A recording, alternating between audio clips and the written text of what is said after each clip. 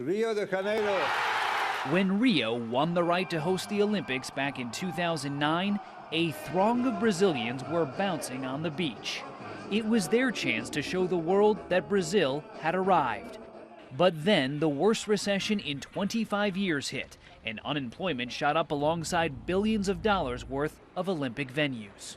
It's beautiful. This is home. Yeah. Felipe Paiva lives in one of Rio's poor neighborhoods known as favelas. All this money being spent on the Olympics, is anything getting better for you or for the people that live in the favelas?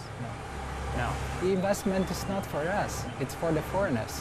The official cost estimate of the Rio Olympics is $12 billion, but many experts say it could eventually top $20 billion. At the same time, Rio has cut spending on healthcare and education.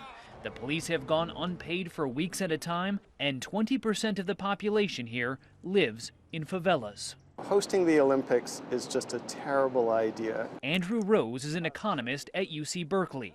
He says nearly every Olympics is grossly over budget and leaves the host city with billions in debt. If this is such a terrible deal for these cities, why do so many cities seem to want to do this? Most of the time, the people who are in charge of bidding and getting the Olympics are not around when the bill comes to pay for them.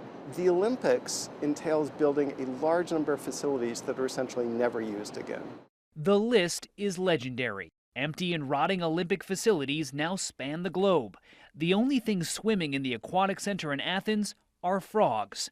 Beijing's rowing and kayaking course is bone dry. And its famed Bird's Nest Stadium has been used most often as a nearly $500 million track for tourists on segways.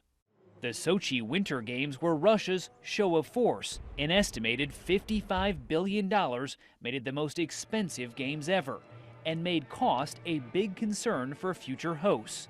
11 cities bid on the 2004 Summer Olympics, but just 5 offered to host the 2020 Games. Only 2 cities wanted the 2022 Winter Olympics, Almaty, Kazakhstan, and Beijing, both with major human rights issues. Beijing got the Games. The International Olympic Committee has now reformed the bid process, encouraging more reuse and renovation of facilities versus insisting on brand new stadiums.